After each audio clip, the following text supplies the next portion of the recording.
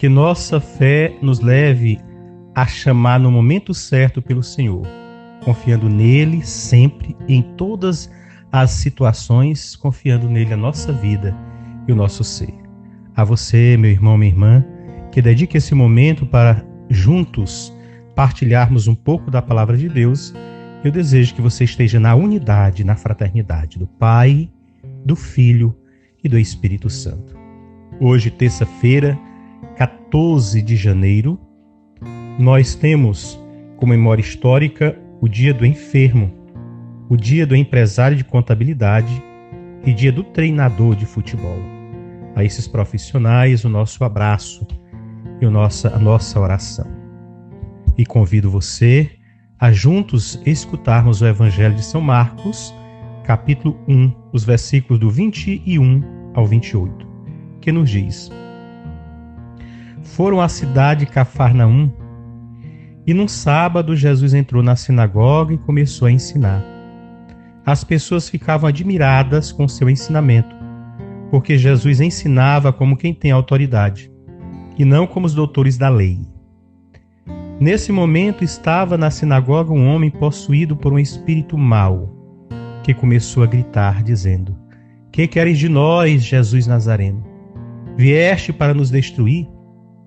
Eu sei quem tu és o Santo de Deus. E Jesus ameaçou o espírito mau, dizendo: Cala-te e saia dele. Então o espírito mau sacudiu o homem com violência, deu um grande grito e saiu dele. Todos ficaram muito espantados e perguntavam uns aos outros: O que é isso? Um ensinamento novo dado com autoridade? Ele manda até nos espíritos maus e eles obedecem? E a fama de Jesus logo se espalhou por toda parte, em toda a redondeza da Galileia. Palavra da salvação, glória a vós, Senhor.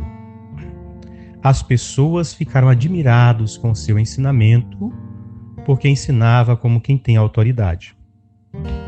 Palavra que deve ecoar no nosso coração, sobretudo a dimensão de que Jesus ensinava como quem tem autoridade. O evangelista faz bem em mostrar que dentro da admiração das pessoas consistia esses dois fatos. Ele trazia um ensinamento novo, como diz, e a forma. Não era apenas um ensinamento dado com palavras, com belos discursos, belos sermões, mas era um ensinamento dado com autoridade. E a autoridade de Jesus provinha de alguém que, de fato, era pleno. Sabia qual era a sua missão, as consequências da sua missão, e estava disposto a cumpri-la, ao ponto de que ele vai dizer em outros momentos do Evangelho que seu alimento é fazer a vontade do Pai. Quando nós, também você, meu irmão, minha irmã, tem consciência de quem é você, qual a missão que você tem, seja no trabalho profissional, na sua casa, sendo casado com seu esposo, com a sua esposa, com seus filhos, quando você tem a consciência da sua missão, sabe das consequências e assume o caminho que deve assumir, você sempre vai ter autoridade naquilo que faz. Porque não vai apenas fazer e falar com palavras. As suas palavras virão do coração, sairão com sentimento. Você vai transmitir, de fato, com as palavras simples, poucas ou muitas da sua forma, vai transmitir o seu sentimento. Era o que Jesus fazia. O ensinamento novo que as pessoas percebiam era sobretudo a forma como Jesus falava. Ele não falava apenas como alguém que tinha um conhecimento prático. Ele tinha um conhecimento teórico. Ele tinha um conhecimento vivencial. Ele tinha um conhecimento interior. Ele veio do Pai. Ele era um com o Pai, como diz o Evangelho de São João. Então, ele traz da sua prática, da sua vida, e ao falar do reino, ele fala de algo que ele conhece. Ele fala da sua vida. Ele fala de um espaço que ele conhece muito bem, de onde ele veio, o reino do Pai, que também é o reino dele e é o reino de todos nós. Marcos nos mostra Jesus em sua primeira semana messiânica. E Jesus começa indo ao templo. Vamos sempre ver nos evangelhos Jesus indo ao templo, local onde encontra situações contrárias e favoráveis. E todas as situações o Senhor usava para evangelizar os seus discípulos, usar aqueles que estavam à sua volta. No evangelho de hoje é uma pessoa com espírito mau, como diz o evangelista, que vai ser o objeto deste evangelho. O homem reconhece Jesus. Quantas vezes nós temos dificuldade de reconhecer Jesus nas situações, a proximidade de Jesus com cada um de nós e em cada um de nós, nos sacramentos? Este homem possuído reconhece. Inclusive, ele sabe do poder que Jesus tem. Tu vieste para nos destruir, vai nos destruir. Ele sabe do poder, do que Jesus é capaz. Tantos de nós hoje, tantos que andavam com Jesus, tiveram dificuldade de reconhecer nele o Messias, enquanto ainda estava na sua missão.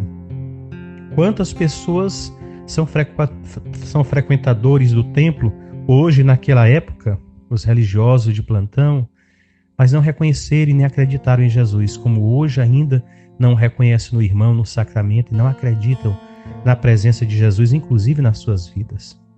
Mais uma vez, o Evangelho utiliza as situações adversas para nos ensinar. Aquele homem possuído, que poderia ser uma situação totalmente ruim, o Evangelho nos ensina que podemos, mesmo nas coisas aparentemente ruins, tirar lições que nos ajudem para a vida, para o nosso crescimento espiritual, que nos ajude a sermos uma pessoa melhor para nós mesmos, melhor com nós mesmos e melhor com aqueles que conosco convivem.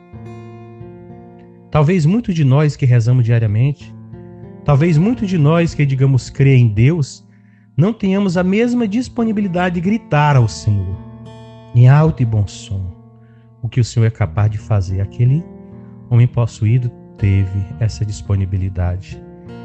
Talvez muitos de nós não demonstremos o temor, o respeito pelo Senhor. Aquele homem demonstrou o temor pelo Senhor.